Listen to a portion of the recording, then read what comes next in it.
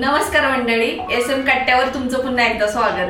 अहो, आज आपला नवीन सेटअप तयार झालाय, बघायचाय? चला तर मग. तसं पाहिलं तर तुम्ही काही बरीचशी भांडी आपल्या रेसिपी मध्ये बघितलेली आहेत, पण ह्याच्यात काही नवीन गोष्टी पण ऍड झाल्यात. ते म्हणजे ही मूर्ती.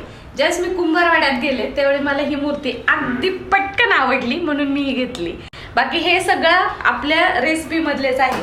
आणि हे आहेत आपले मराठी महिने.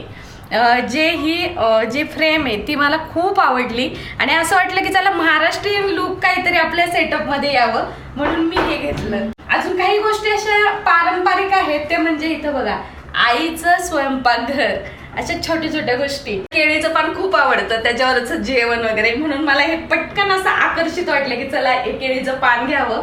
आणि खरं तर काय झालं मंडळी, ज्यावेळेस हा सेटअप पूर्ण तयार झाला, म्हणजे साक्षीने आणि तिच्या एका फ्रेंडनी बनवला, तर त्यानंतर काही भांडी असं वाटलं की चला सेटअप मध्ये काहीतरी चांगला अजून काहीतरी खरेदी करून लावायचंय, म्हणून त्या बाहेर पडल्या ते खरेदी करायला.